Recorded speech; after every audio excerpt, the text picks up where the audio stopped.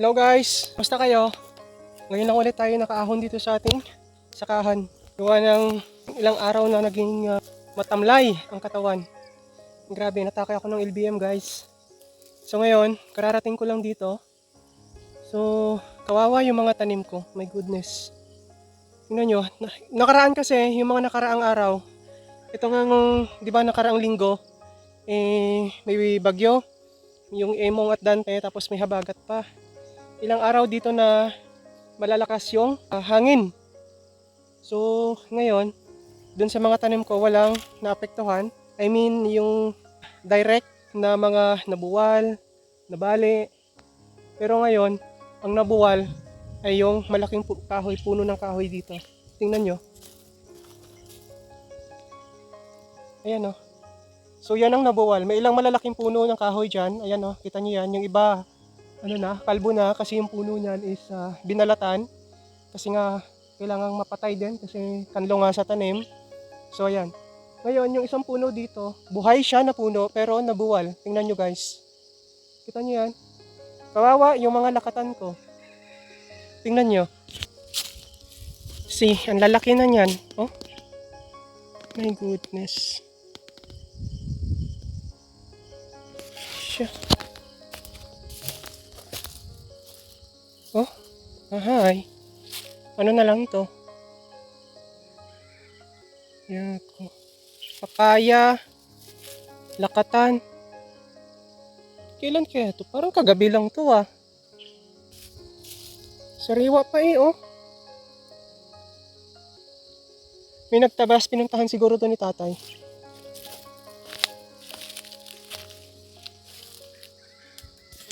Baldado ang saging.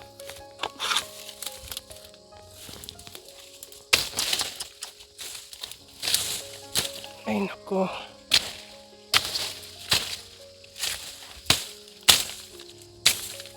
Pupuso pa kaya to? Ang gaganda na nito eh. Sayang. Tingnan nyo guys kung gaano kalaki yan. Di ba no?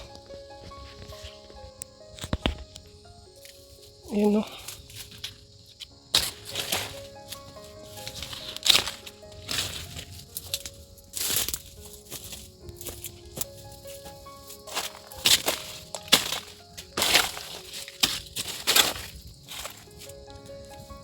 Oh, see? Kita nyo kung gaano kalaki yan no? No?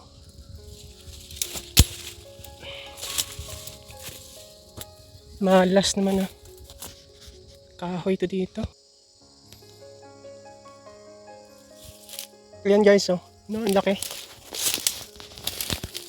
So ibig sabihin, ang lakas talaga ng hangin pala dito yung nakaraang araw. Ayan oh. Bumigay. Bumigay na talaga siya. Sira na pala yung puno niya oh.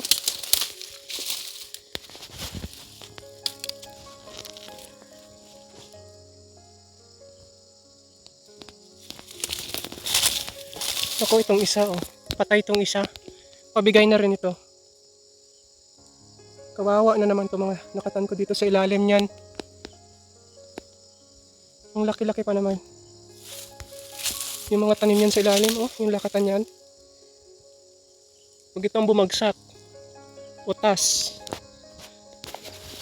Wala. No choice tayo.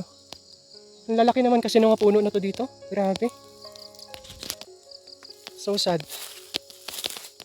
Kaya magawa niyan. Nandiyan na yan. So, yun na muna guys. Update natin, no? At kababalik lang ulit nga natin dito. So, ayun na ngayon nangyari. No? Ayun, no? Magagawa natin. Di ba? So, yun lang muna. At thank you for watching. See you in our future vlogs. Bye!